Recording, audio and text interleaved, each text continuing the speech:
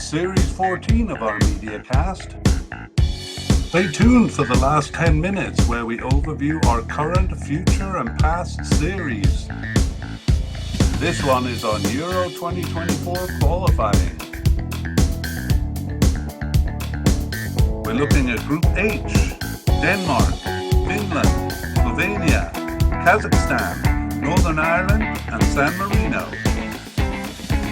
Here we go. It's the International Soccer Preview by Soccerphiles Canada, Series 14. I'm Kevin.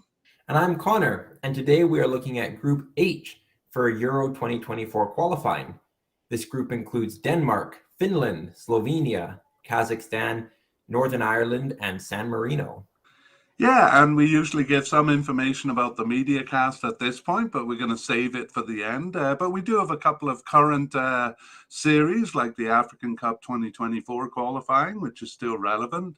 And we're also going to talk about plans for our upcoming series. Okay, that's enough. Meanwhile, let's get on with this group. Yes, so this series features a deep dive into the history of Euro Cup qualifying for each of the teams, and we'll cover our usual information. Yeah, let's look at the three sections that we cover in the podcast or our media cast. So part one, we're going to introduce the teams in the group. And part two, we'll do an in-depth team-by-team overview of the history. And this time we're focusing on Euro Cup history. And part three will be a comparison of the teams. So we look at their rankings, head-to-head records, odds, and a discussion of their prospects and our predictions. All right, so before we begin, what's the hook? What will get me into Group H? All right, well, I present to you, Connor, I present to you probably the most inconsistent team in qualifying among these six, and that's all I'm going to say. All right. The most inconsistent team in qualifying, a very interesting history. I'm going to throw it back at you, Connor. Which team do you think that is? I want to say maybe Northern Ireland, but I know nothing. All right. Well, we'll get there. Yeah, we'll get there. Okay, let's begin with a look at the 6 teams here. So 6 teams in this group as opposed to 5 in all the ones we've done so far. Yeah, so beginning with Denmark, their nickname is the Red and Whites. They're also known as a Danish Dynamite, but that was kind of during a strong period in the 80s. Denmark's population is 5.8 million people, and Denmark occupies a peninsula and some nearby islands jutting out from northern Germany. Yes, okay. Jutland, is that what the peninsula is called? That's right. Jutting out, that's funny. Finland.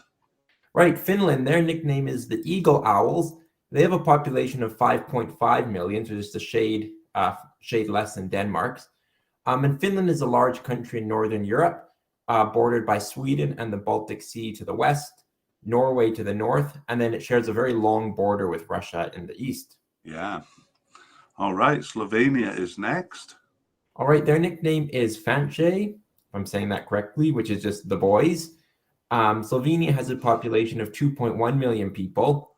It's a former member of Yugoslavia and is a small Central European country bordered by Italy, Austria, Hungary, and Croatia. All right. Next is Kazakhstan. Kazakhstan, their nickname is the Hawks. It's a large country of 19 million people.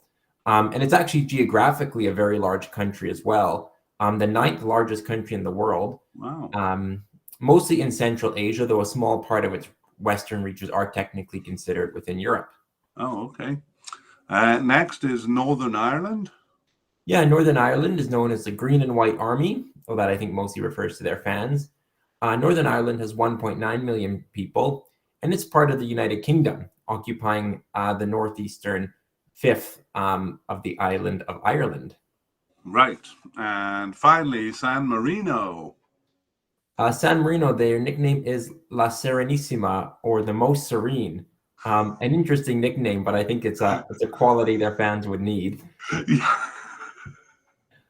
They have a population of 33,000, so tiny country, and it's a micronation completely surrounded by Italy, occupying a small amount of territory east of Florence. Wow, okay. All right, well, let's look directly at the size of each country, kind of as a comparison. Yeah, so the biggest country is Kazakhstan at 19 million. It's actually about 4 times larger than any other country in the group in terms of population. Next is Denmark at 5.8 million people, closely followed by Finland at 5.5 million. Then you have Slovenia, which is 2.1 million people, and Northern Ireland at 1.9. So those two countries, both around 2 million. And then finally, you have tiny San Marino at just 33,000 people. Wow, 33,000 would basically fill a decent-sized stadium, hey? Yeah, it doesn't even have to be that decent size, to be honest. I like the nickname. Yeah, we pretty much have to be pretty cool about losing. Okay, well, we're going to move on to the team-by-team history. So we'll begin with Denmark and an overview of their participation and achievements. So their first international game was in 1908, and they first entered the World Cup in 1958. They actually didn't enter the next one, but participated consistently from 1966. And they are more consistent in Euro Cup competition, having entered the first one in 1960 and then every edition after that. So in the early years, they didn't reach either cup, but from 1986 onwards, they reached more than half the World Cups, and their best finish was a quarterfinal appearance in 1998. After 1980, they qualified for the Euro Cup consistently until failing to qualify in 2008 and then again in 2016. The latter was a shock as the Cup had expanded to 24 teams that year. And their best result was a shock title win in 1992, and they reached the semi-finals 3 times besides, so pretty successful there. Yeah. All right. Looking at their World Cup, so their first campaign in 1958 saw them lose all 4 games. Whether related to that or not, they did not enter the 1962 edition. They entered, but then failed to qualify for the 5 cups after that, qualifying for the first time in 1986. Their next successful qualification was in 1998. Once there, they passed the group stage and would do so for 4 of the 6 tournaments they would reach. Their second qualification was 12 years later in 1998, which yielded their best result, a quarterfinal finish. The Cup had expanded to 32 teams in 1998, making qualification a bit easier, and they reached 4 of the next 4 Cups. 2006 to 2014 was their weakest period, with 2 non-qualifications sandwiching a group stage exit. That's right. Okay, and just a little correction. That was 4 of the next 6 Cups from 2006. Okay. Or from 2002. Anyway, great. That's a World Cup overview, and we'll give a little Euro Cup overview. So the Euro Cup is actually more outstanding than their World Cup record. Reaching the 14 Cup in 1964 was more impressive, actually, than the 4th place result in it. Reaching it was the accomplishment. They didn't qualify again until 1984, but reached the semi-finals there and went on to reach the next 6 Cups in a row. And their most impressive result was in 1992, a tournament for which they had initially failed to qualify. Their weak period in World Cup play is reflected faithfully in their 2008 to 2016 Euro record. That's 2 qualifications, 2 non-qualifications surrounding a knockout at the group stage. But they roared back in 2020 with a semi-final finish, and that was their best result since 1992. Okay, and the Euro Cup deep dive, which we'll start now, will explain how they managed to win a cup that they didn't qualify for in 1992. So you want to take it away? Sure, but we'll go back to the first European Championship in 1960. They actually tied their first ever qualifying game, but were thrashed by Czechoslovakia in the reverse fixture, knocked out in round 1 of a 2-round qualification system.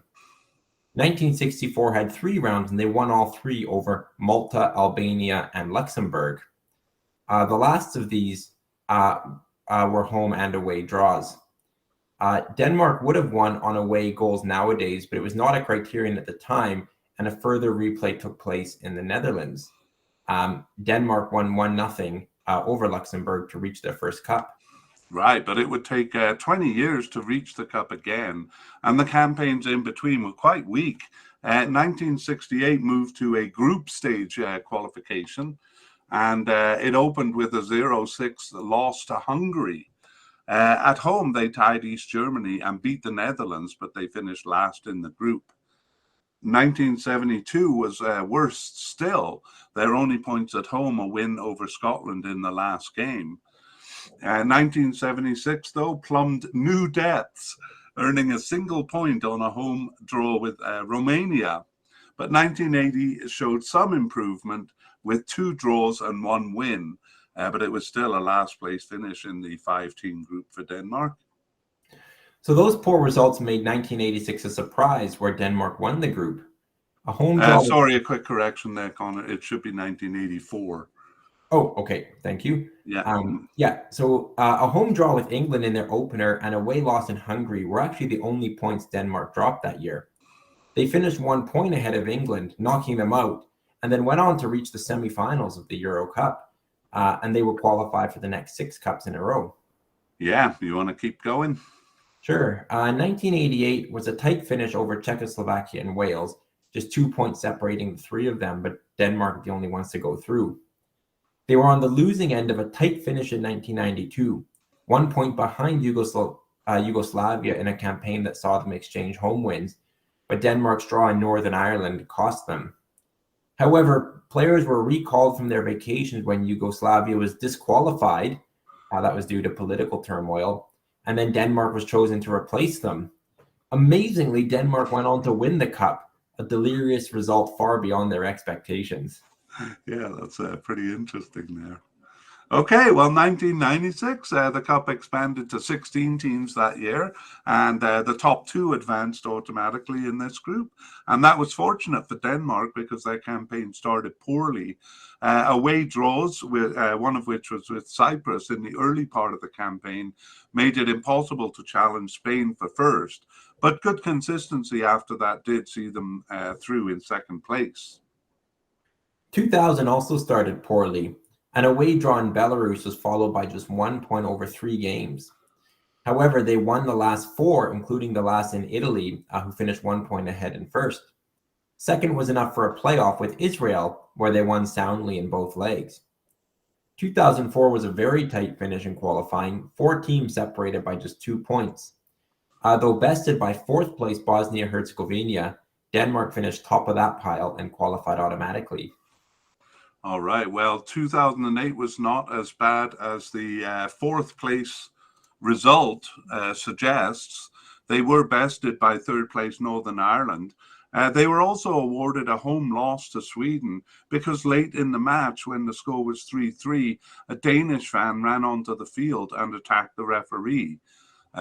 So it was a blow after also failing to qualify for the 2006 World Cup, and was actually part of a weak period for Denmark. They did qualify for the Cup in 2012, though, and it was a solid campaign, losing only away in Portugal, but finishing in first over them. In the Cup, they fell at the group stage, and that was as good as it got during this period. 2016 was a weak campaign where they lost to Portugal twice, tied 2nd place Albania twice, and then tied Armenia besides that. 3rd place, however, advanced them to a playoff for the newly expanded Cup, but there they were bested by rivals Sweden. All right, and for 2020, since that was their most recent tournament, we're going to take a closer look at Euro Cup 2020. So in a bit of a slump, just reaching the group stage, I think, since 2004, was it? So let's see how they did in 2020. Yeah, so Denmark actually went undefeated, even besting group winner Switzerland, but 2 draws with Ireland and 1 in Georgia gave them 2nd place in qualifying group. That was with 4 wins and 4 draws, but it was enough to qualify automatically. The iconic feature of their tournament came when star Christian Eriksen collapsed to the ground with a heart attack, which contributed to 2 opening losses to Finland and Belgium, despite playing those games at home, but ultimately motivating them to a great success, starting with the win over Russia, to finish 2nd in the qualifying stage atop a 3-way tie. They crushed Wales in the round of 16 and then beat Czech Republic in the quarterfinal before taking to England to extra time, where they lost narrowly in the semifinals. Good campaign then. Let's see how they did in their next campaign. That was World Cup 2022 qualifying.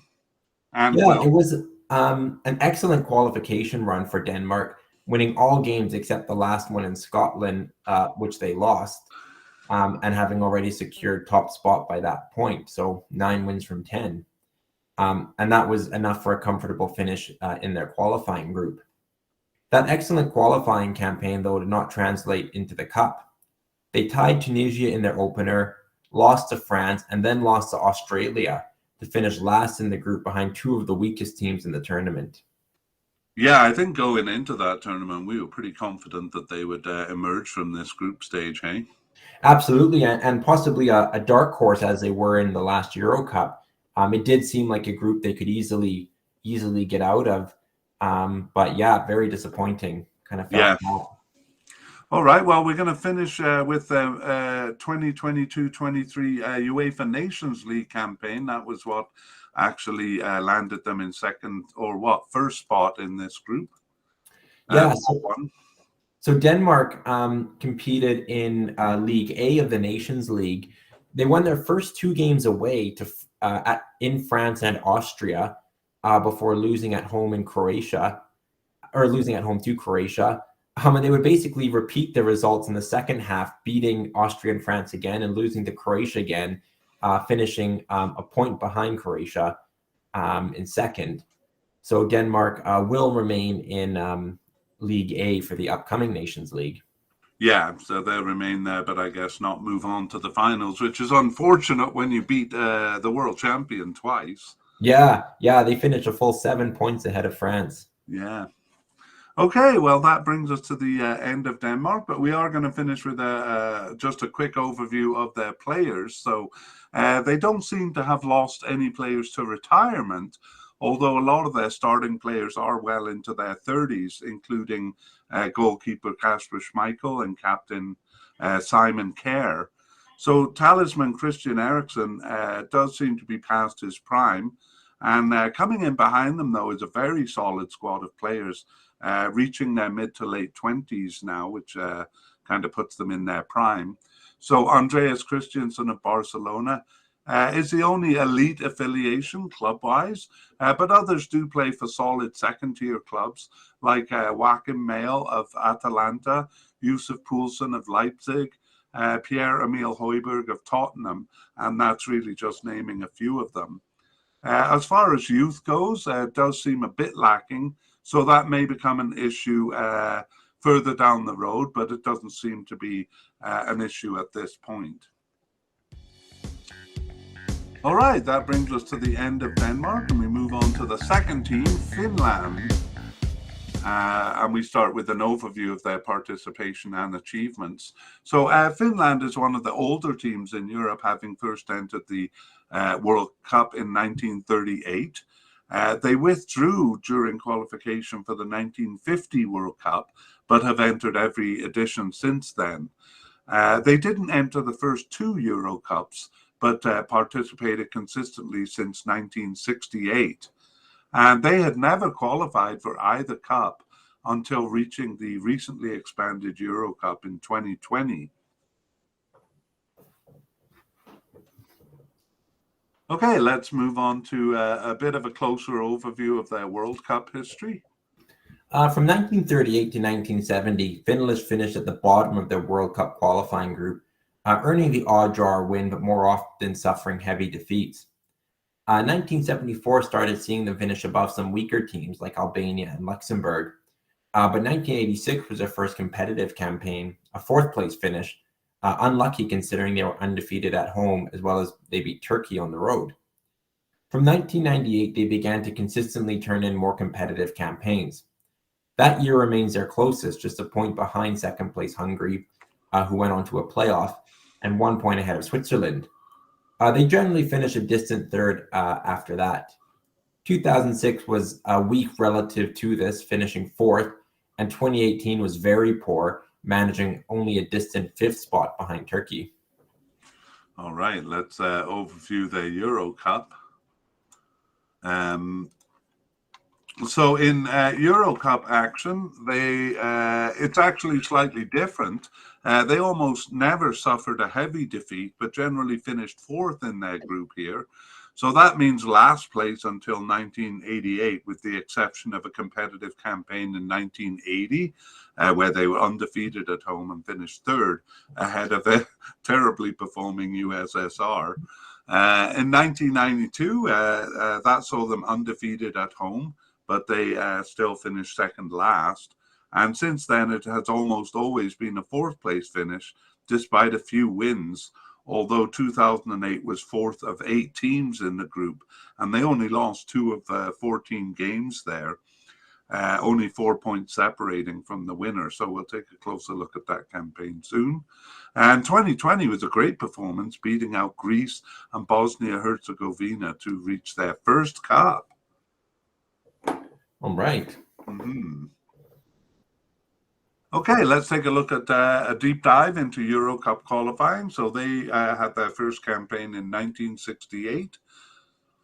Yeah, and there they earned home draws with Greece and Austria, but finished last in the group, which USSR topped. 1972 began well with an away draw in Czechoslovakia, which actually spoiled their campaign. However, they lost all their games after that for another last place finish. Yeah, and 1976 was similar, except the campaign spoiling away draw came in the last game, and it was against Italy. So it was out of the blue when in 1980 they turned in a very competitive campaign, and that started with 2 home wins over Greece and Hungary and ended with a draw in the USSR to condemn that country to a humiliating last place finish. So Finland themselves finished third in the group, tied with second place Hungary, and just a point behind Greece, with whom they had a strange pair of games, actually, beating them 2-0 at home, but then losing to them 8-1 away. Wow. Following that, Finland returned to their pattern of 1 away draw for a last place finish, this time taking their point in Poland, who had finished third in the previous World Cup. 1988 was slightly better, opening with a home tie against Wales and closing with a home win over Czechoslovakia to once again spoil their campaign as they had in 1972. Yeah, well, moving on to 1992, that campaign saw them undefeated at home, tying all 3 teams that finished above them. They bested Malta there to avoid a last place finish. In 1996, there were 2 weak teams to finish ahead of, and they won all games over Faroe Islands and San Marino. They otherwise earned points only with a home win over Greece, but they finished fourth behind third place Greece there. Yeah, a tie in Turkey and a home win over Northern Ireland in their last game saw them finish in the top half of the table for the first time in the year 2000. However, that same record only earned them fourth place in 2004, that record being 3 wins, a draw, and 4 losses. All right. Well, 2008 was an excellent campaign. It deserved actually more than the fourth place finish that they got. They were tied on points with third place Serbia, which was one of 2 losses of their 14 games in this gigantic 18 group. The other loss, ironically, was to last place Azerbaijan. On the other hand, they bested first place Poland, winning 3-1 in the away leg that opened their campaign. 2012 was far weaker, though, and it was only an away draw in Hungary in their last game that bought them a fourth place finish above Moldova. 2016 was reasonably competitive for a fourth place finish. They finished that campaign by tying the top 2 finishers, each of them requiring a late goal to avoid a loss. Finland, though, failed to reach the cup, which was newly expanded to 24 teams. All right, so that's a long history, but they have never reached the cup. But let's take a look at their most recent campaign, Euro 2020, and I think we've already given it away that they've reached the cup here. Yeah, they reached actually their first ever major tournament by finishing second in their group behind Italy. That was the only game they lost at home. winning all others at home over third place Greece, as well as Bosnia-Herzegovina. They beat Armenia and Liechtenstein in both legs. So they finished second, 12 points behind Italy, but 4 points ahead of third place Greece. Mm-hmm. At their tournament, they beat Denmark in their opener. And as you mentioned, that was an emotional game when Danish star Christian Eriksen suffered the heart attack. They went on to lose to Russia and Belgium, and they finished third in a three-way tie for second place, and thus failed to pass the group stage. Yeah, 3 points not enough there. All right, let's move on to the World Cup 2022 qualifying campaign. Yeah, so Finland actually had almost mathematical perfection in their third place finish in the qualifying group, losing both to winners France and bested by second place Ukraine, then besting Bosnia and Herzegovina, who finished fourth, and twice beating last place Kazakhstan. So a nice balance and a classic middle of the table finish, but unfortunately for them, not able to build on their success of reaching their first ever Euros. Yeah, 3 wins, 2 draws, 3 losses, and then 10 goals for and 10 goals against. It's beautiful. Okay, and the last thing we'll look at in terms of their record is the 2022-23 UEFA Nations League campaign. Yeah, Finland were in League B, and they finished second in what was actually a really tight group with Bosnia and Herzegovina, Montenegro, and Romania, all 4 teams separated by just 4 points. Finland also had a record of 2 wins, 2 draws, and 2 losses, so pretty mathematical there as well, but they were 3 points behind group winners Bosnia and will remain in League B. League B, okay, and let's finish with a quick look at their players. So Finland is really reliant on Timo Pukki for goals, but he's 33 years old now and may not last much beyond this qualification, to say nothing of his production falling off as he gets older. Other forwards, Pojan Palo and Kalman, are stepping up, but it's hard to see them scoring 16 of their 26 goals like Pukki did over their last 2 campaigns. Also 33 is their biggest club affiliation. That is goalkeeper and captain Lukas Hradecky. They do have several players with respectable second and third tier clubs like Rangers in Scotland or Sparta Prague in Czech Republic. And some younger players have better connections still, such as goalkeeper Lucas Bergstrom of Chelsea and Vijayma Sinisalo of Aston Villa. 18-year-old Thomas Galvez of Manchester City also holds promise. And none of those have really come into the picture yet, but good potential there. Yeah, hopefully that potential materializes for them. Yeah. All right, well, we move on to our next team, which is Slovenia. And we'll begin with an overview of their participation and achievements. So their first international game was in 1991, and they were part of the older Yugoslavia, breaking off together with Croatia in the early 90s, while other teams like Serbia continued on under the name of Yugoslavia FR. So we gave a good history of that when we covered Serbia, and we won't go into detail here. We'll just say that their first tournament was in 1996, the 1996 Euro Cup, and they have consistently entered both that and the World Cup since 1996. In terms of achievement, it's kind of feast or famine for Slovenia.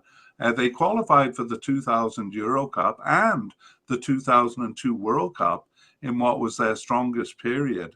And they also reached the 2010 World Cup.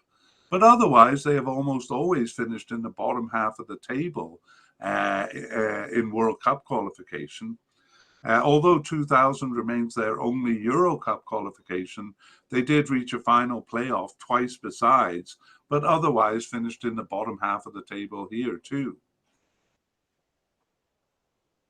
All right, let's move on to their World Cup overview in a little bit more detail. So their successful qualification for the 2002 World Cup over Yugoslavia FR, of course their former parent country, and Switzerland.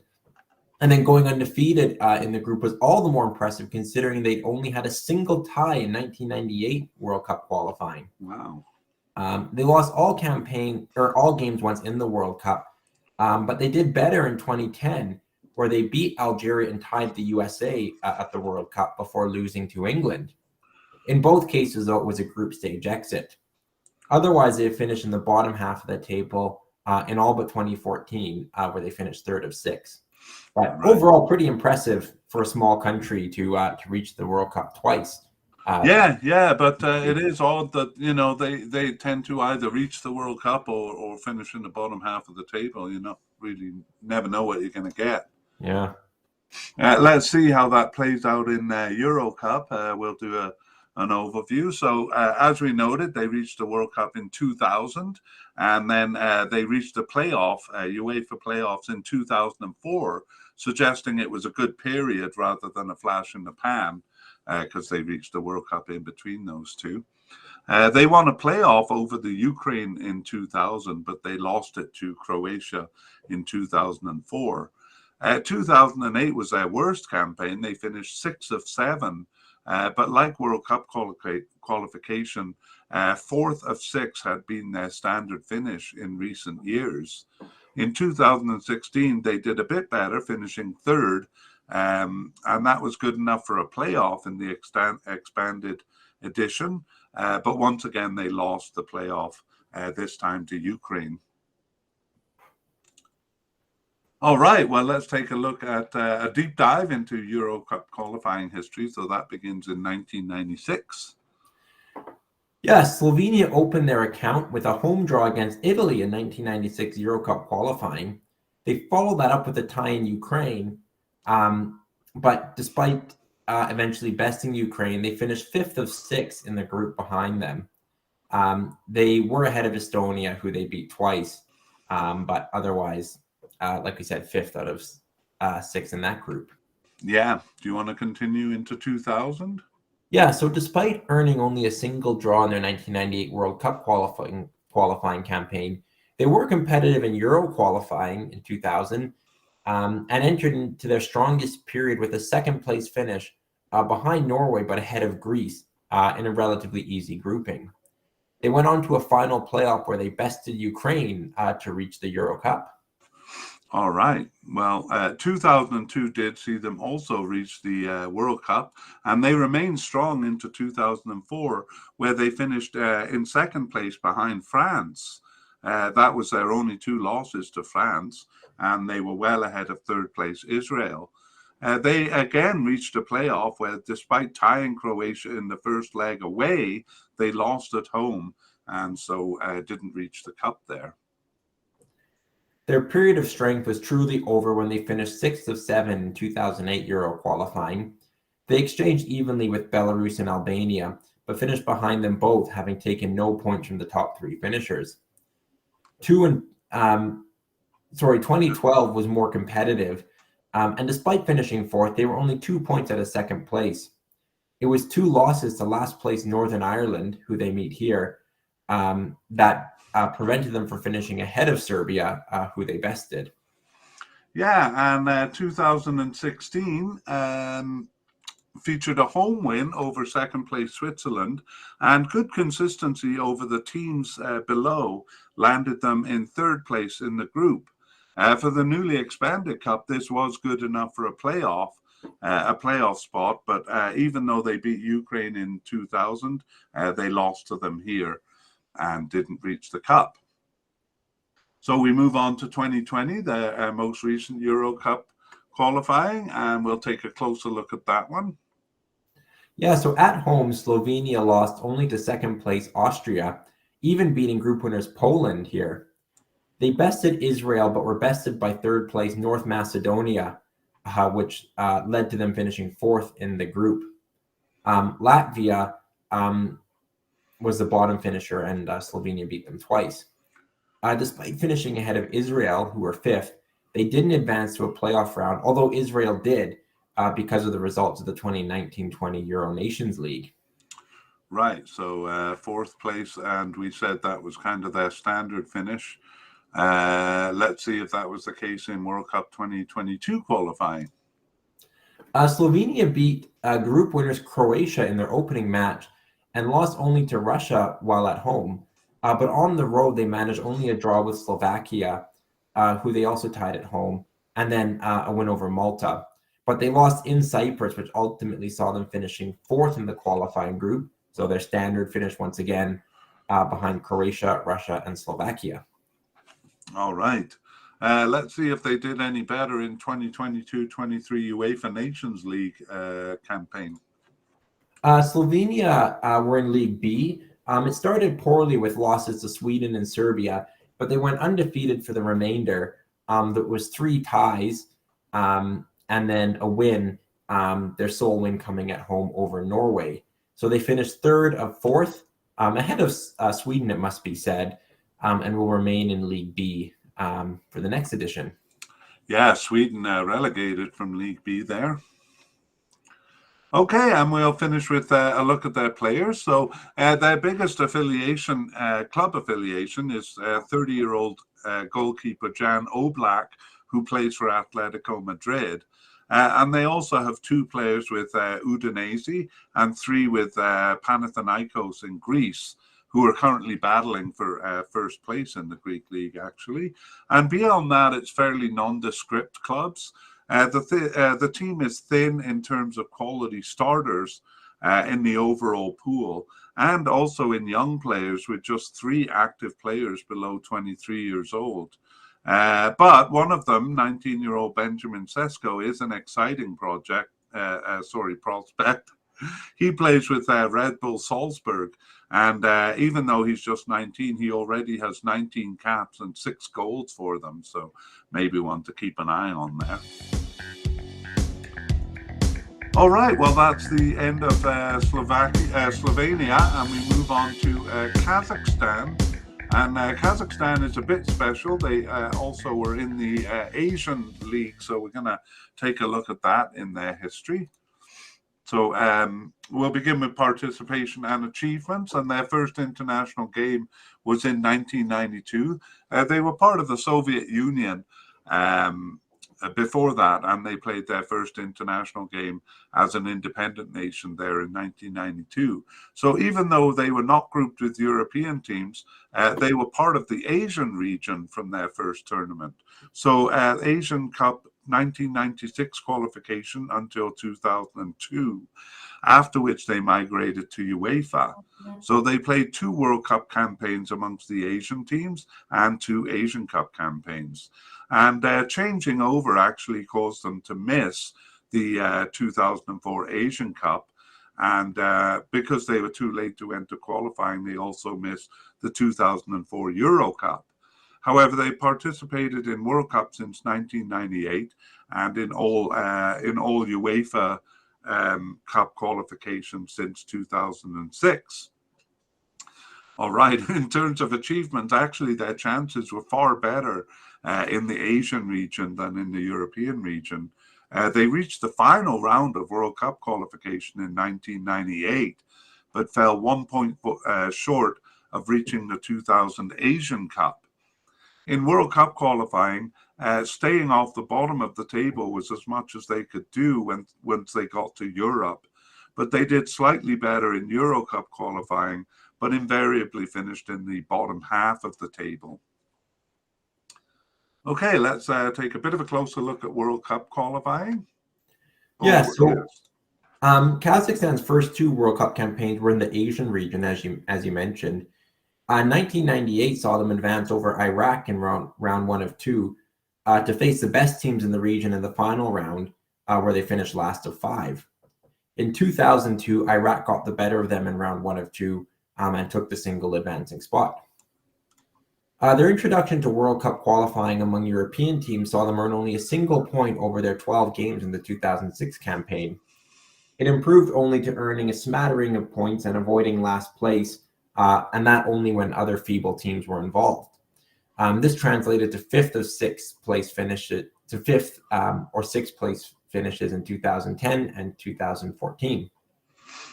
All right. We'll take a quick look at how they did when they were part of the Asian Cup. So they entered Asian Cup qualification in 1996. They won their first ever qualification match over Qatar, but lost all subsequent games to finish third, at Syria taking the only advancing spot in the group. But 2000 saw a more competitive campaign. It took the odd form of a mini tournament, which took place in the country of the leading team. So they came second in the group of five, winning all games except the tournament host Qatar, who took the only advancing spot there in 2000. And after that, we moved over to Euro Cup, missing 2004, but beginning in 2008. You want to overview their history there? Yeah, they were reasonably competitive in their first campaign, earning 10 points and finishing sixth of 8 in the giant group. That would be their best finish, as they earned no more than 5 points in 2012 and 2016 campaigns and finished last and second last respectively. 2010 saw them competitive enough to earn 10 points as they did in 2008, but they still finished second last. Right, so we won't do a deep dive into Asian Cup qualifying history. We'll just take a look at their Euro Cup history. So as we said, they didn't make it in time for the 2004 Euro Cup. So we're going to begin with the 2008 campaign. All right, so their first qualification among European teams was in the 2006 World Cup, where they proved feeble. But it was not so in Euro 2008 qualifying, where in the massive 18 group, they beat third place Serbia and twice a poorly performing Belgium. An away win in Armenia in the last game allowed them to leapfrog into sixth place for what remains their best finish. Yeah, it was Azerbaijan in last place in that group in 2008, and they met again in 2012. The two exchanged home wins there, but Kazakhstan otherwise only earned one more point, drawing Austria at home in their last game.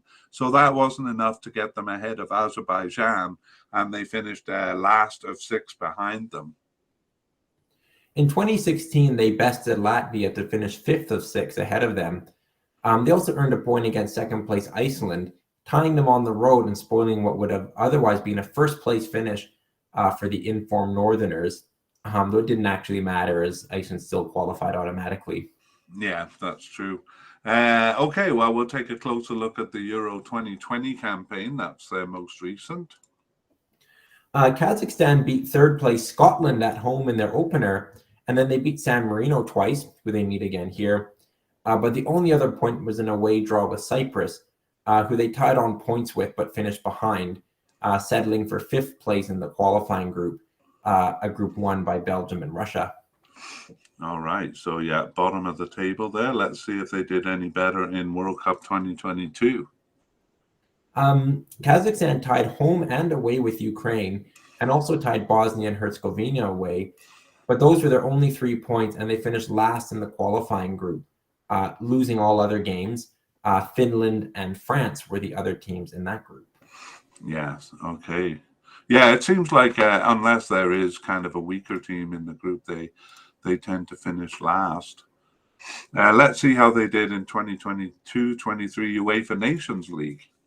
So Kazakhstan were grouped in League C, and they actually had a phenomenal campaign. They won all games at home over Azerbaijan, Slovakia, and Belarus, and they also beat Slovakia away to finish first place in the group. So Kazakhstan have been promoted to League B for the next edition, where they could meet England in the Nations League. Oh. Wow, that's quite something to wrap my head around there. All right, well, we'll finish with a look at Kazakhstan's players. So almost all of the players are with domestic clubs, mostly with the strongest club, Astana. And there are 3 players who play for respectable clubs in Russia and 1 who plays for a little-known club in Belgium. So 25-year-old Zaynutdinov, oh my God, is the outstanding player. Should have practiced that name, Connor. Maybe you can work on it while I'm talking to you. Anyway, Zaynutdinov with CSKA Moscow, he has 28 caps and 11 goals, so he's by far their highest scorer. And the team does have a number of veteran defenders retiring or close to the age of retiring, leaving them with a fairly young squad. Quite a number of the players in the 22 years old to 22 to 25 range, especially in the midfield and attack. So basically, the defense is veterans and the midfield and attack is younger. So that may account for the better performance in the 2022-23 UEFA Nations League, but it's too little evidence to base much claims on their improvement. And the fact is that so many of their players are in the home league argues against great hope for improvement. Okay, I challenge you to say that name. I'm going to go with Bakhtiar Zaynutdinov. Oh, well, that sounded better than what I said. It was just confident. That's all it was. It might not be right. Okay, now you predicted our next team, Northern Ireland, as the most inconsistent team in what did I say? The world or in Europe? I think in Europe. Yeah. So let's take a look at their history and see if we're right. So Northern Ireland's first international game was way back in 1882. And that was 10 years after England and Scotland and 6 years after Wales. So Wales is a little bit older there. Woo. Like these other United Kingdom teams, like the other United Kingdom teams that I just mentioned, they didn't join FIFA before the war, but played in a more local grouping called the Home Nations. And they've consistently participated in the World Cup since 1950 and in the Euro Cup since its second edition in 1964. And my tongue is misbehaving, so I'm gonna let you do the achievements. Well, Northern Ireland's defining feature is wild inconsistency. So I was right in my guess. Yeah, well done. And that was evident in qualifying for the World Cup 3 times, but never for the Euro Cup until an amazing campaign in 2016. The best result is one step beyond the group stage in both 1958 and 1982 World Cups. They also qualified in 1986, making the early 80s their strongest period, as it was also their closest brushes in qualifying for the Euro Cup. The second place finishes in their qualifying group did not get them there, though, so their biggest Euro Cup success was their first appearance in 2016, where they also passed the group stage. A good showing in the following campaign argues this period as their second strong peak. Okay, well, we'll take a bit of a closer look, and some of the inconsistencies go down to details, but we're still in overview mode with the World Cup overview. Yeah, having reached the Cup once in 1958, they qualified twice in a row in 1982 and 86 under goalkeeper Pat Jennings. They went one step further by passing the group stage in 1958 and 1982, knocked out by Czechoslovakia in 58 and by France and Austria in a second group stage in 1982. Qualifying campaigns show them capable of beating the best. They knocked Italy out in 1958 and Sweden in 1982, and had good campaigns in 1966, 1994, and 2010. They are also capable of losing to much weaker teams, finishing behind Armenia in 1998 and Azerbaijan in 2014, both immediately after strong campaigns. That inconsistency has seen them finishing in the bottom half of the group every time since 1986. True to their reputation, though, they bucked the trend with a good showing in 2018 qualification, where they finished second in their group to reach a final playoff. Wow, you never know what you're going to get with Northern Ireland. Okay, let's take a look at the Euro Cup overview. So they had never qualified for the Euro Cup until an amazing campaign in 2016. A good run of 3 second-place finishes from 1976 to 1984 is surrounded by campaigns where they finished in the bottom half of the table. In fact, they slowly sank to third, then to fourth, and then to fifth, where they landed in 2004 and again in 2012. Despite that, they have enjoyed some spectacular successes at the game level, especially in 1984, where they beat West Germany twice, and in 2008, where they bested Sweden and Denmark, as well as beating eventual champions Spain, all in the same campaign. Shocking inconsistency, though, saw it end up in a poor result. 2016 saw the rewards that consistency can bring.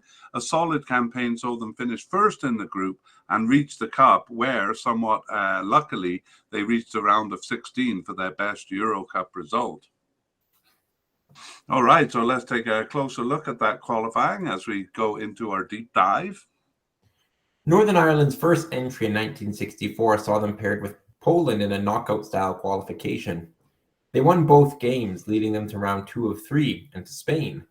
They gained an advantage by tying in the away leg, but then lost at home, a hint of the inconsistency that defines them.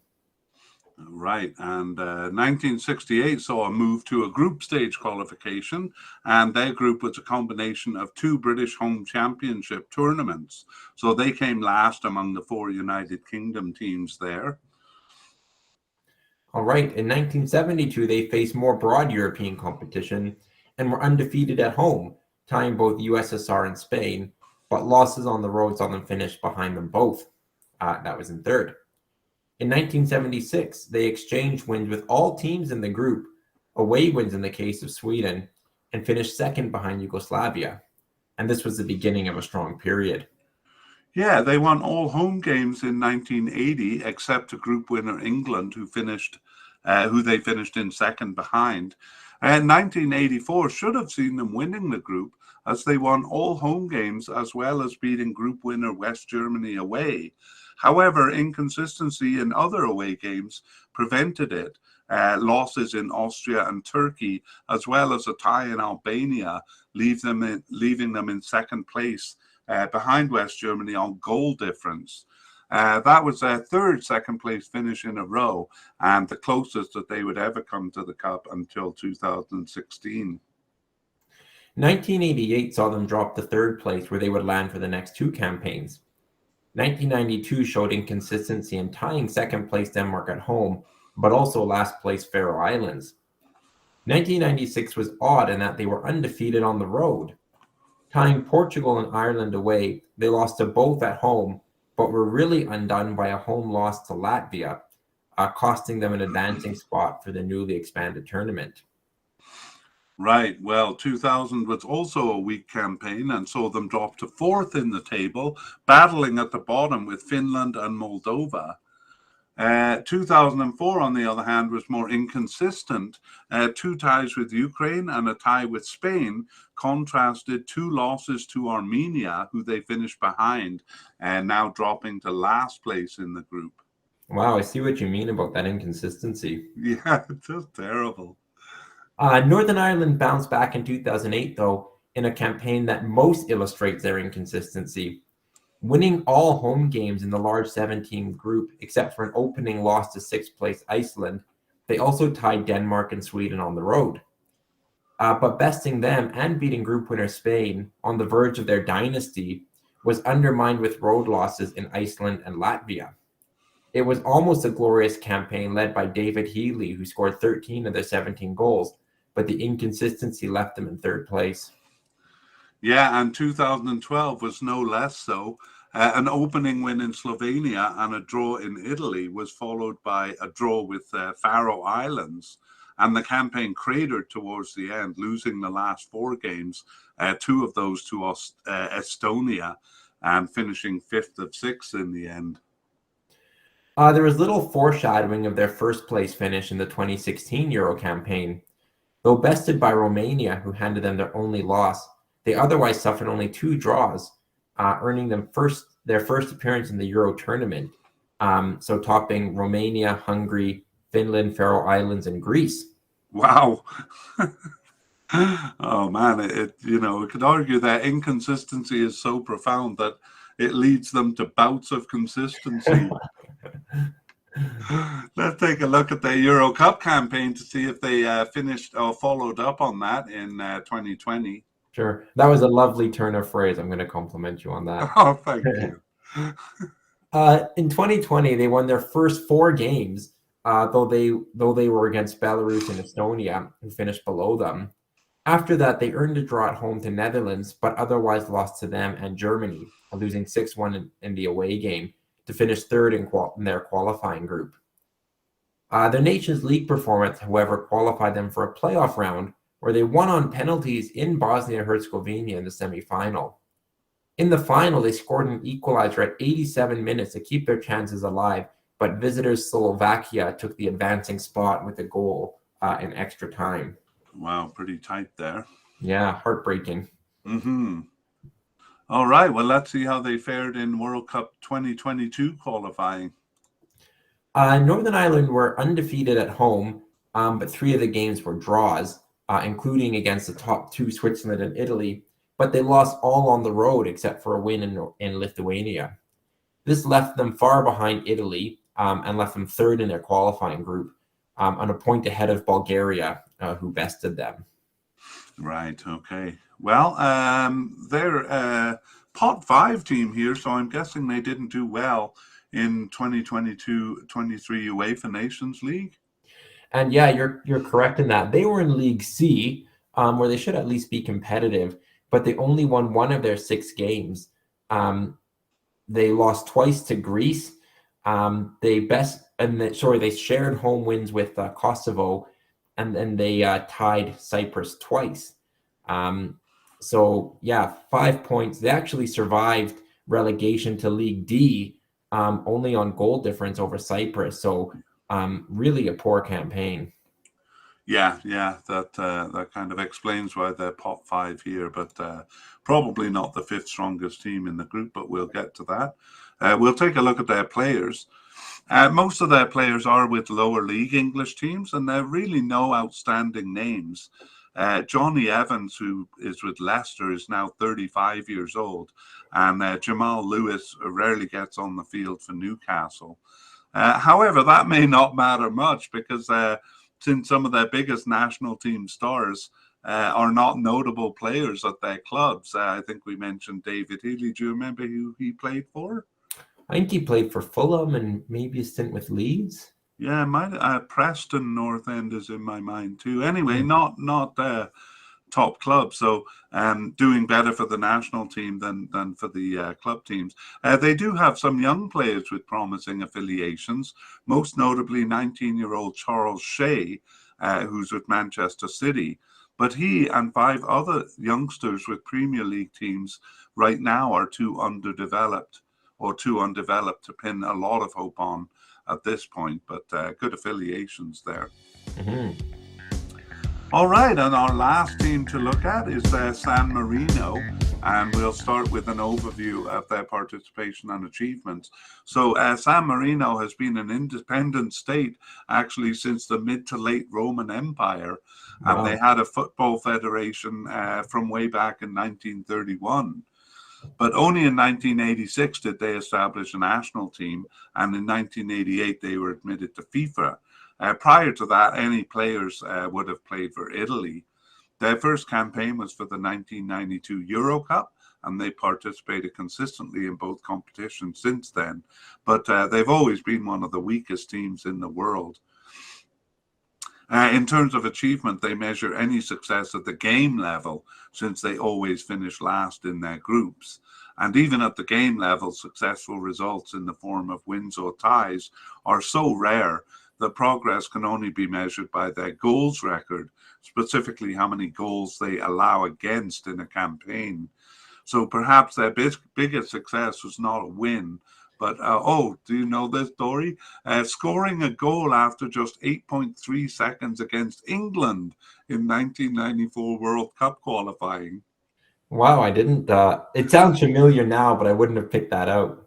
Yeah, not only that, but it added to England's humiliation of not reaching that World Cup. In the end, they lost the game 7-1, but I think that record may still stand. Wow. All right, let's take a look at their World Cup overview. So in World Cup play, they have 2 draws to their name, coming in 1994 and 2002. A goals against average of less than 4 goals allowed per game is a relatively good campaign for them. 2000 was their best campaign in this regard because in addition to their draw in Latvia, they allowed 3.75 goals per game. The following campaign in 2006 was 4.0 against, but it fell from there to a low of 5.7 in 2014. Another way of measuring may be narrow losses where they were beaten by a goal. They have a handful of those results, most notably a 1-0 loss in Poland in 1994 and a 2-1 home loss to Belgium in 2006. Otherwise, it is to weak teams, the last being to Azerbaijan in 2018. Goals scored is another measure, and they get at least one in every campaign, most famously their record-setting fast goal against England in 1994. 3 goals in 2002 was their best offensive output in a campaign, including one in each of their legs against Belgium. Yeah.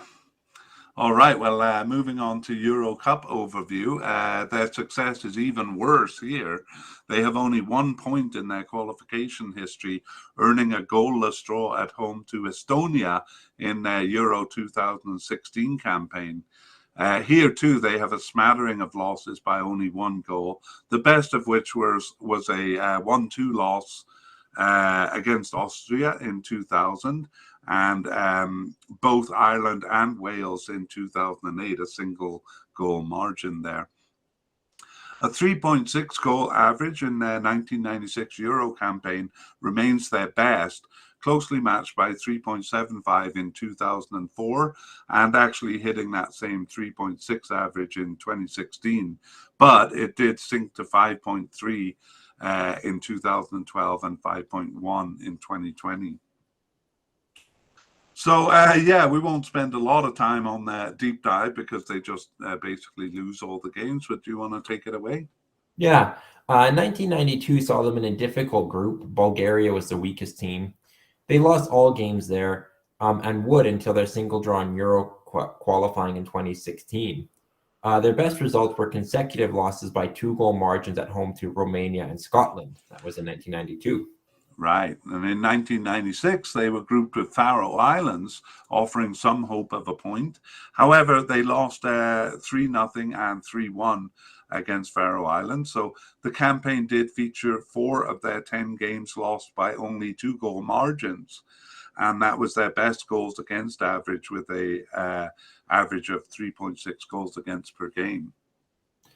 In 2000, they lost to Austria and Cyprus in back-to-back games by only a 1-goal margin, but a 9-0 loss in Spain was their heaviest defeat since a 10-0 loss to Norway in the first ever qualification game against Norway in the 1994 World Cup qualifying. Yeah, and moving on to 2004, their best result was a 0-1 loss to Latvia, a team who actually surprised by finishing second in the group, if you remember that year. Mm-hmm. And 2008 opened with their heaviest defeat ever. That was a 13-0 loss at the hands of Germany. They were at home, no less. They were, however, 3 losses by 1-goal margins in that campaign, including a 2-1 home loss to both Ireland and Wales. In 2012, they lost 1-0 to Finland at home for their best result, but suffered an 11-0 defeat at the hands of Netherlands, again at home. That campaign featured their worst goal record of 0 scored and 53 against over 10 games. 2016, of course, featured their only point in Euro Cup qualifying in a goalless draw with Estonia, and they otherwise were competitive in Lithuania, losing 2-1 on an injury-time goal. The goal they scored was their first goal in 14 years. Oh my God, I'm sinking into a depression just reading this here. Let's take a look at 2020 a bit more closely. In 2020, they lost all games by a margin of 2 goals or more to finish dead last in their qualifying group, which had Belgium, Russia, Scotland, Cyprus, and Kazakhstan. Their goal record was 1 scored and 51 against over 10 games, the only goal coming at home to Kazakhstan, who they meet here. Oh, yes, maybe they're in for another goal then. Let's see how they did in 2020. They were with Andorra here. Yeah, but they lost all games again, and even Andorra had little problem with them. They finished last of 6 in their qualifying group, managing just a single goal, but a goal difference of -45. Yeah. Okay. So there it is for San Marino, and we'll finish with a look at their 2022-23 UEFA Nations League. Yeah, they are in League D, so there they get to face some of the weakest teams in Europe and not have to play some of the heavyweights. But even here, they lost all 4 games without scoring a goal. Those defeats coming to Malta and Estonia. Yeah, and teams like Andorra and Malta, we can compare on the basis of goals against, because those teams do well to get under 3, an average of 3 in a campaign, and San Marino is a full goal behind that. So they're weak even in relation to those teams. Mm-hmm. Quick look at their players then to finish. Approximately 80% of the players are with local clubs, the rest playing for very low-level teams in Italy. No player has more than 1 international goal on his record. And I'm not dead sure, but I think a lot of their players are not professional. Yeah, I mean, I think in a country of 33,000, if they have their own league, it's just local, right? Yeah, probably. Okay, well, nevertheless, they're in this group and making up the team, and we're going to move on to part 3, and we go to a look at the pots that they come from. Yeah, and this is interesting. The pots are based on UEFA Nations League performance and not rankings. You mentioned, actually, as we were going through this, that Finland, who are the pot 2 team, and Slovenia, who are the pot 3 team, are actually consistent 4th out of 6 finishers, both of them, yet they're in pots above them. So anyways, we'll talk about what impact that might have on the outcome. But in terms of the team, Denmark were ranked 5th among Europa League or UEFA teams, so a decent pot 1 team. Finland just squeaked into pot 2 based on their League B performances, but they were bottom of pot 2. Slovenia came from the middle of pot 3. The pot 4 team is Kazakhstan, again coming from the middle of that pot. Northern Ireland, due to their very poor Nations League campaign, found themselves in pot 5, the same pot as Gibraltar and Malta and some much weaker teams. And then finally, San Marino was one of just 3 teams to make up pot 6. Yeah, so it does lead to some interesting things. To me, I think obviously Northern Ireland is seriously underrated. And you said Finland and perhaps even Slovenia overrated, given that they're pot 2 and 3, but usually finish 4th. Mm-hmm. Yeah, I think it's interesting. I think perhaps this group more than any, even in terms of how many Euro qualifying the teams have, I mean, it's not that many other than Denmark, kind of shows why using strictly Nations League performances as pots has its weaknesses or drawbacks. Yeah, definitely. A poor campaign can really put you much lower than you are. And actually, on that note, it's good to compare that with the rankings, which we move on to next, the FIFA and ELO rankings. Yeah. Denmark are really a pot 1 team. They're 18th overall in FIFA rankings and 15th in ELO. And they were actually much lower about kind of 6 or 7 years ago when they were in the 40s and 30s in both rankings, but they've been above 20 in both rankings since December 2017. Yeah, good Euro Cup campaign in 2020 helping them there. How about Finland from pot 2? Finland are 56th in FIFA and 51st in ELO. They dipped to 100th in the FIFA rankings in June 2017, only as low as 77 in ELO. And have kind of risen since then, and they've kind of settled around that 40-50 mark for the last couple of years. All right, yeah, so they're actually slightly ahead of Slovenia. Let's take a look at them. Yeah, Slovenia are 62nd in FIFA and actually a tad ahead of Finland at 49th in the ELO rankings. But all that to say, they're fairly close together. Slovenia haven't actually had a lot of wild swings. They've been fairly consistent, really, for the past decade. Okay, well, pot 4 team, do you want to do Kazakhstan or Northern Ireland next? We'll go in pot order. Okay. So we'll do Kazakhstan. If you'll excuse me for just a Sorry, Kazakhstan. They are 115th in the world and 105th in ELO, 105th in FIFA. They have actually rarely been above 100 in ELO in either system except for the odd blip. But where they're at now is actually a bit of a recent high. Okay, pot 5 Northern Ireland is actually closer to Finland and Slovenia there. Yes, the pot 5 team is actually ahead of the pot 3 team in FIFA rankings. Wow. Northern Ireland 59th but in FIFA rankings, but 74th in ELO. ELO represents a bit of more of a long-term average. It's a bit of a drop from where Northern Ireland have been. Unsurprisingly, they were much higher around their last Euro qualification in 2016, getting as high as 22nd in the FIFA rankings in June 2017, but never rising more than 46th in ELO at that time. Yeah, pretty steep drop off, and they've been below 100 in ELO, so just really all over the place, speaking to their inconsistency. And then San Marino are 211th in FIFA and 210th in ELO, so a broad consensus there. The FIFA rankings don't really go much lower than that. If they ever break 100, it's really, I guess, notable for them, but really 200th or lower is where they tend to lie. Right, so we're not expecting that much of them here. Let's move on to the head-to-head view of teams. So we'll race through this fairly quickly. Yeah, Denmark has a winning record against Finland. 2 wins and a loss. They've only met 3 times. Right, and the last one, of course, was that 2020 meeting in the Euro Cup group stage where I think, Finland mostly won because Denmark was really upset about the heart attack of Christian Eriksen. So Denmark and Slovenia have played twice, and Denmark won both of those matches. That was way back in 1998, so probably not that relevant. And then Denmark has a perfect record against Kazakhstan, 4 wins from 4 games.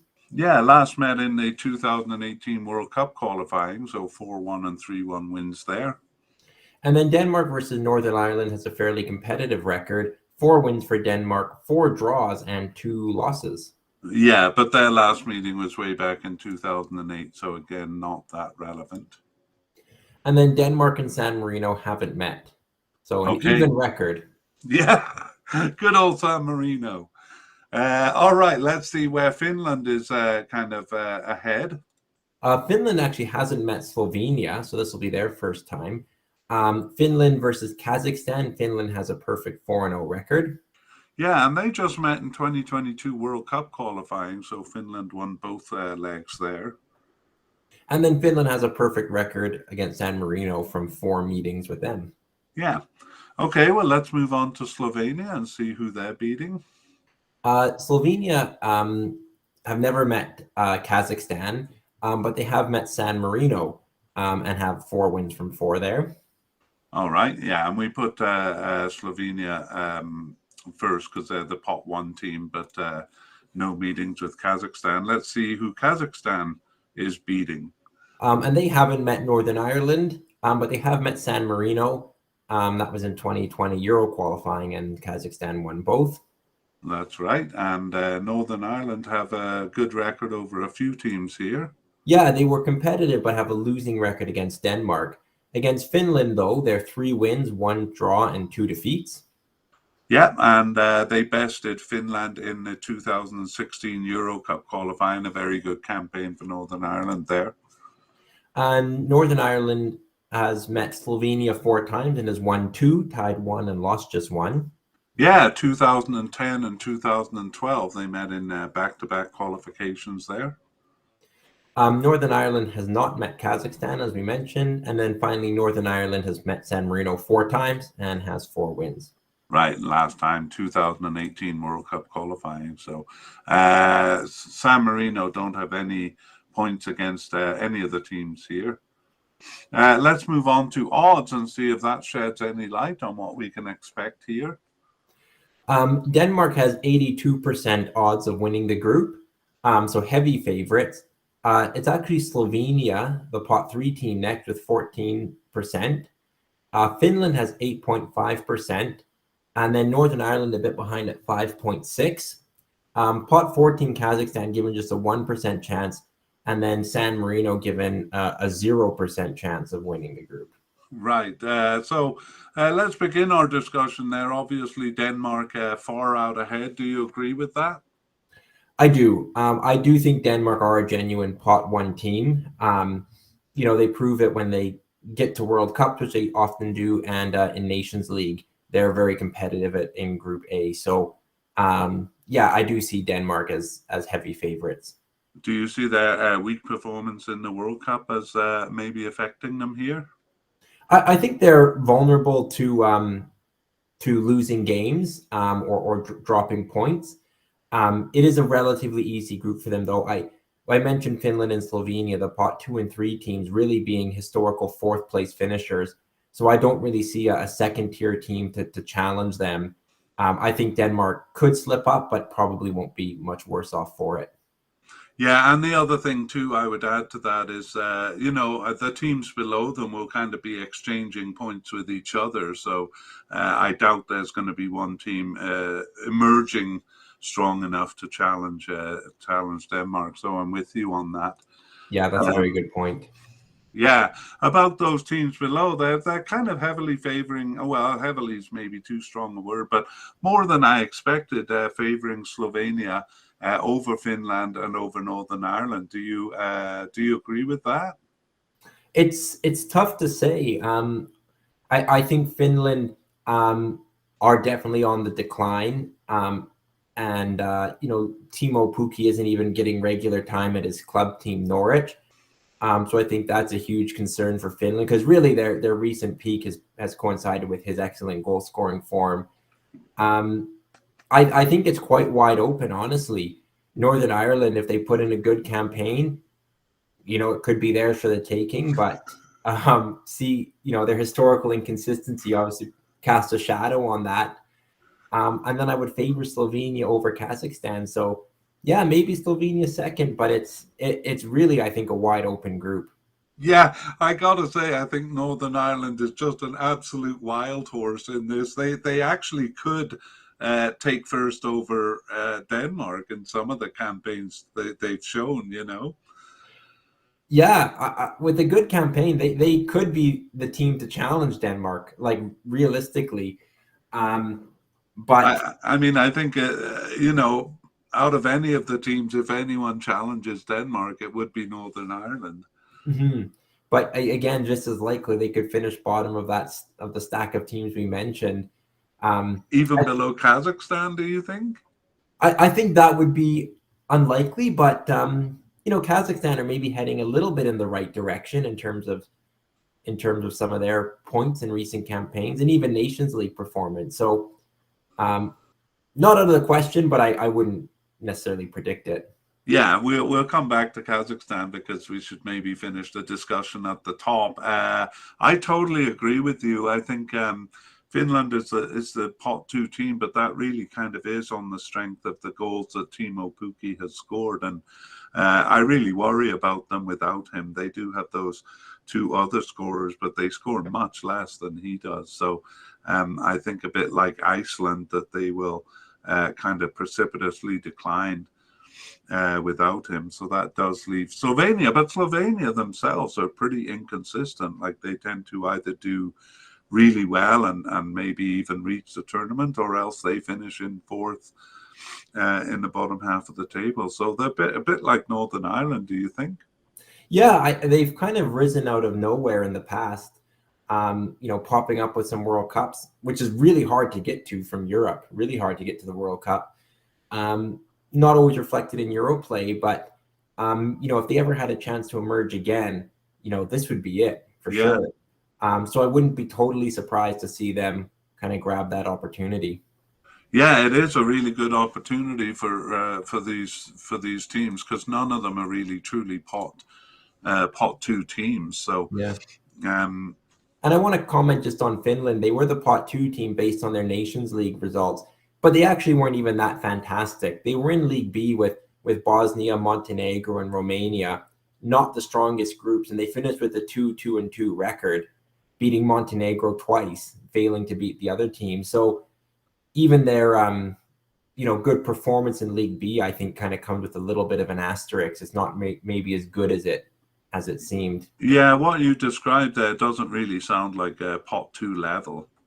Yeah, and they are bottom of pot 2 also. Yeah. Yeah. I think Slovenia has a bit more of a talented squad. I hate, it feels a bit elitist to go just on club affiliations, but it's maybe the best measure we have. But by that measure, Slovenia seems to have a bit more talented squad. Yeah. One thing with Northern Ireland is they reappointed coach Michael O'Neill, who they actually had a lot of success with getting to the Euros until he left for championship management. So I think there's maybe some optimism with Northern Ireland that getting their manager back could rekindle some of their previous form. Yeah, well, I'll add to that honestly, the form and squad for Northern Ireland don't seem to count for much. I mean, you get these players who are kind of average championship players.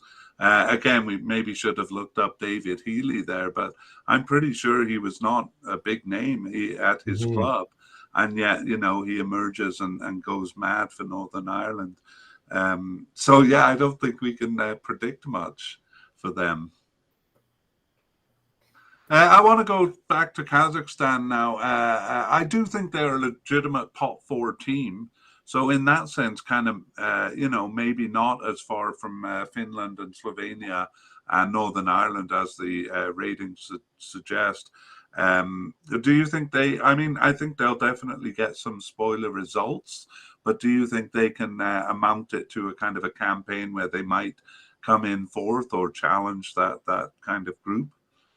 I don't think so. I definitely agree. This is a group that they can view as a group to get a lot of points from because they're playing, I think, some teams similar to their level. We've seen in other campaigns, they've been able to win 3 out of 10 games, often beating up on a weaker team, and get a couple draws besides that. So I don't think it'll amount to enough to finish in second or even third.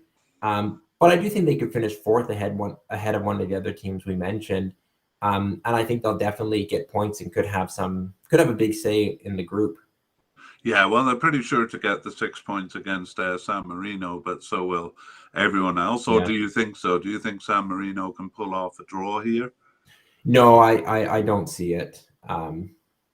Yeah, I mean, in a sense, it may be one of their best chances to pull off a surprise result because they have a couple of inconsistent teams, but it's really hard. They have one draw in their entire Euro Cup history. So, yeah. All right. Well, Connor, I think you've been very vague here on purpose, and I won't have it. I want you to tell us what you really think. How is this group going to end? I'm going to say Denmark first. I'm going to say Slovenia and Northern Ireland fighting for second, but I'll go with Slovenia.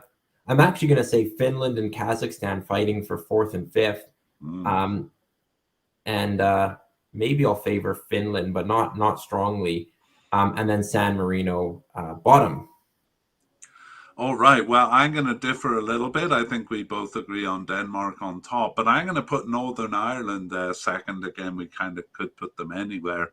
But I'm going to go with Northern Ireland second, Slovenia third, Finland and Kazakhstan. I as you were saying, it kind of bought into that they could be fighting with each other. But I would say Finland over Kazakhstan, and of course San Marino at the bottom. So where are we most different there? Of course, on Northern Ireland, the inconsistent team. Mm-hmm. All right. Well, let's move on to the opening game. So I kept myself from seeing the scores, and Connor, you have seen the scores. So let's do some predictions here. Yeah. What do we got first? 6 games to get through. We start with Kazakhstan at home to Slovenia. Okay, well, I won't talk too much about it. I'm just going to say 1-1. I think Kazakhstan can get something from this game. They were close to it, but Slovenia did win. Slovenia's winner coming in the 78th minute. 2-1, the final, favoring Slovenia. Okay, well, that's a good start for Slovenia, an away win. We have Denmark and Finland. Sorry, you're supposed to introduce, but I'll just go on and say 2-0 Denmark here. 3-1 Denmark, so a similar goal margin. And then finally, we have San Marino at home to Northern Ireland. Is this a game for San Marino to get a point? Well, I wouldn't predict it, but if it happens, I wouldn't be shocked. But we didn't talk about San Marino's goal average. We said they do well to get under 4 on average. So I'm going to say 3-0 here. 2-0 Northern Ireland was the result. All right. Well, that's a decent, respectable scoreline for San Marino. So I think, as we predicted, Denmark in first there. But we had a second set of games in March. Yeah, Kazakhstan versus Denmark is the first one. Okay, well, Kazakhstan lost at home to Slovenia, but I do think that they can be tough at home. So I wouldn't be shocked with a draw here, but I'm going to say 2-1 Denmark. This was featured a stunning come-from-behind victory for Kazakhstan. Whoa! Denmark were 2-0 up by 35 minutes, and it was that way for a long time until a 73rd minute penalty, and goals in 86 and 89 saw Kazakhstan emerge 3-2 winners. Well, what a result! Yeah, that really shakes up the group. Shakes up the group there. That's cool. Well, neither of us thought that Denmark would walk over the group, winning all 10 games or anything. So, yeah. I gotta say though, I didn't think it would be a loss in Kazakhstan. Not that Kazakhstan is feeble, but they're one of the weaker teams in the group. Yeah, for sure. Wow. Slovenia home to San Marino next. Yeah, I don't think there's much doubt about this. I'm going to say 4-0 Slovenia. San Marino keeping the goals down so far. 2-0 Slovenia was the final. Good for them. That's a pretty respectable scoreline. And what's next? Finally, we have Northern Ireland versus Finland. Okay, well, this is a pretty interesting game. And again, Northern Ireland so inconsistent, but I think Finland is looking weak. So I'm going to say 1-0 Northern Ireland. It was 1-0, but for Finland. Whoa! Yeah, a big away win and a big blow to Northern Ireland to lose their opener at home. Yeah, who got the goal for Finland there? Coleman, one of the names you mentioned. So yeah, he's kind of one of the ones who are, I guess, hoping to make up for the goals that they're probably going to lose from Teemu Pukki. Mm-hmm. Okay, well, we'll finish with the next set of games, which is June 16th, and I'll ask you to predict here. We start with Finland and Slovenia. Yeah, I'm a little confused by Finland now with that result, and they are at home. Slovenia got off to a decent start, but I'm going to say 1-1. I think I'm going to agree with you there. Finland at home, and as you say, throwing a bit of a wrench in the works there. We have Denmark at home to Northern Ireland. Yeah, an interesting game. You predicted these to be the top two. I think Denmark, though, will recover. It would be a really bad start for Northern Ireland to lose their first three, but I'm going to predict Denmark 3-0. Okay, yes, and I'm not going to go that high, and I actually wouldn't be surprised because Northern Ireland can always surprise, but I wouldn't predict it, so I'll go with Denmark 2-0. All right, and then finally we have San Marino versus Kazakhstan. Well, I would say this is San Marino's best opportunity at a point, but Kazakhstan coming off a win over Denmark. I think they're going to be careful here, so I'll say 2-0 Kazakhstan. I'm going to say the same result. Kazakhstan has played San Marino a couple times in the past and won each time, and I'm going to say they continue that. So 2-0 Kazakhstan as well. Yeah, so they'll be making a bid for fourth place, as we talked about. So good luck to Kazakhstan there. So in terms of the standings, where that leaves us is Slovenia has 2 wins from their 2 games. San Marino has 2 losses, and the 4 other teams have 1 win and 1 loss each. So does that change your overall prediction at all there? I did predict Slovenia to finish second, and they're off to a decent start. Decent. They've beaten Kazakhstan and San Marino, so difficult to actually judge too much. But Northern Ireland with a bad loss at home to Finland. I'm going to keep my results as Denmark and Slovenia, the top two. You're pointing at me and laughing and saying my prediction is cratering. Not at all. It would be just like Northern Ireland to stroke Denmark and get back in it. Yeah, it would. Okay, well, great talking to you about this, Connor, and it is time to move on. So we will come back with Group I, and I'm looking forward to talking to you about that. Yeah, I'll see you then. All right, we'll finish the podcast today with a look back on what we have covered until now, with a particular focus on which media casts are still relevant. Following that, prior to that, we're going to look at what is upcoming over the rest of the year, because I think that may be of more interest.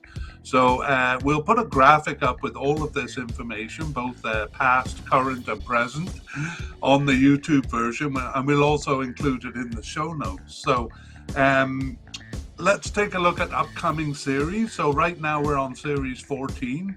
And I'll give a bit more information about that too. But Series 15 will be a shorter version of Series 14, the 2024 Euro qualifying series.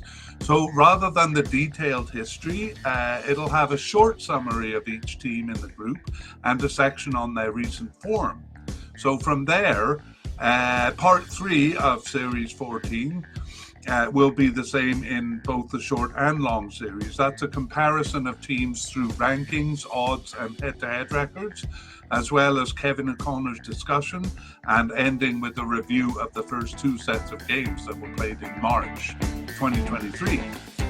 After this Euro 2024 qualifying, 16 and 17, Series 16 and 17 will be a preview of the 2023 Gold Cup. That tournament is set to start on June 24th, 2023. So we plan to put out those podcasts or those media casts in late May or early June. So Series 16 will focus on the groups and teams, and Series 17 will focus on the players of each team. Qualification is actually taking place through the CONCACAF Nations League currently. But we don't intend to do a series on qualification for the CONCACAF Gold Cup there.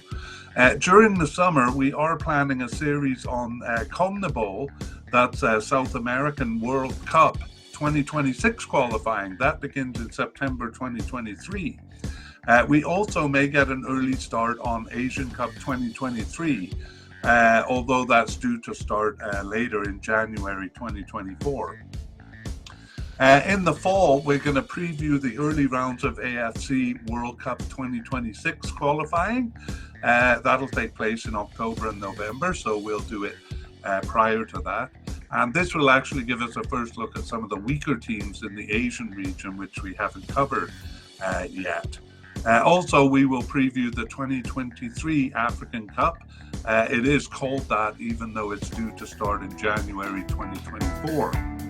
So those are the upcoming series, and now let's take a look at our current series. So the current media cast, we call it a media cast because it's available with visuals on YouTube, and it's available as a podcast, and you can find it on most podcast catchers or on our website at soccerfiles.captivate.fm.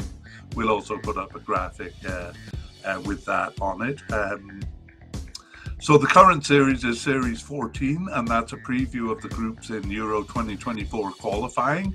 And this gives us a chance to get to know teams that don't often make it to the tournaments.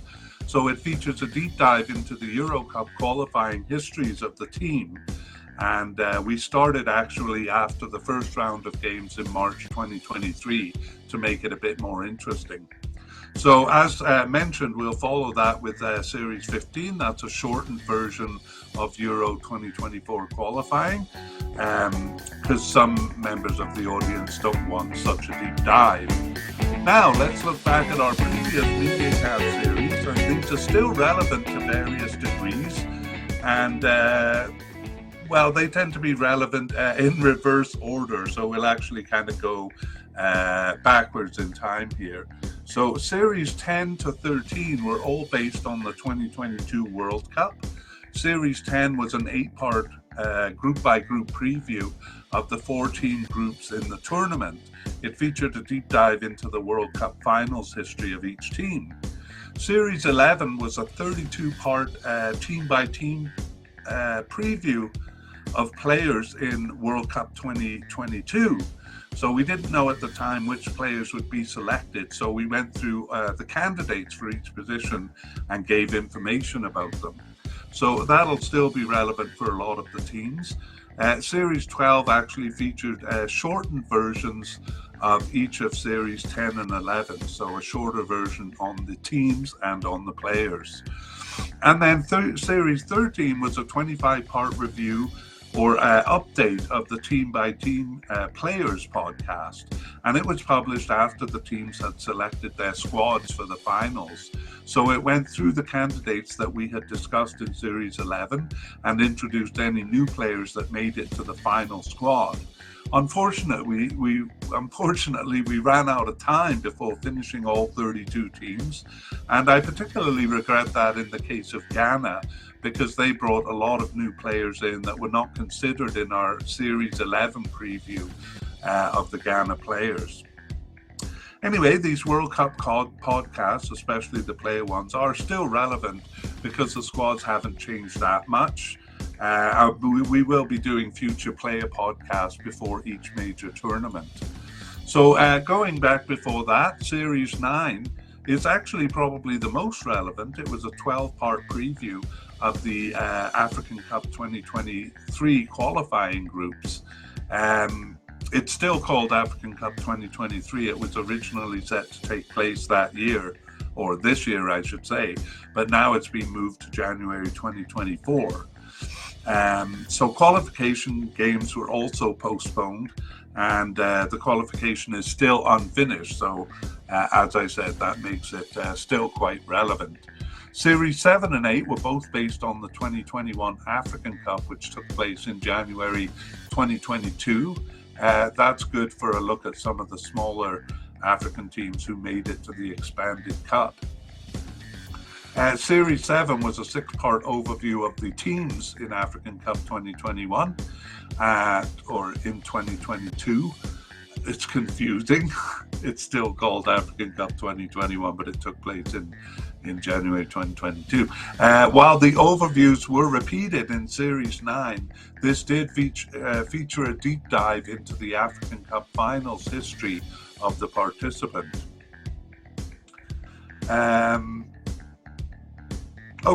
Series 8 was a 24-part team-by-team preview of the players for the African Cup. For the African teams that made the 2022 World Cup, the player podcasts will be updated, but for the smaller teams, they won't be. So for many teams, it remains the most relevant. And it has soccer information that doesn't seem to exist in other media casts as far as I know. I'm moving back before that. Series 4 and 6 focused on the CONCACAF regions, specifically the 18 final round of qualifying for the 2022 World Cup. Series 4 was an 8-part look at each team and their players in the final round, and it featured a deep dive into each team's World Cup qualification history. It also had a team-by-team preview of the players in CONCACAF there. It really should have been a separate series number, to be honest, but nevertheless, the current players on the squad were examined for each of the 8 teams. Series 6 was a mid-round update of that CONCACAF 2022 World Cup qualifying campaign. So Series 4 and 6 kind of go together. Series 5, that's in between the two CONCACAF series, was a preview of the Asian World Cup qualifying final round. So this was just a 2-part series on each of the 16 groups that made it to the final round of World Cup qualifying in the Asian region. So this remains relevant for all Asian teams that didn't reach the World Cup, but for Iran, Japan, South Korea, and Saudi Arabia, Series 10 in their World Cup introduction is more current. Series 3 was a 4-part preview for the groups for Gold Cup 2021 in the CONCACAF region, and this remains relevant for some of the smaller teams in the tournament, but again, those who participated in the World Cup were updated after that. Series 2 was a 2-part preview of the groups for Copa America 2021 in the South American region. So that again remains relevant for the smaller teams in the region, but the teams that made the World Cup were updated in Series 10. And our first series was a preview of the 2020 Euro Cup played in 2021. Again, teams that reached the 2022 World Cup were updated there. And it did feature a deep dive into Euro Cup finals history. So again, for the smaller teams that we haven't covered since, it remains relevant. Okay, I think that brings us to the end. So keep your eye out for the graphics on the show notes or on the YouTube. And I hope you join us for the upcoming series and even go back and review some of the old series until we update them again. Bye-bye.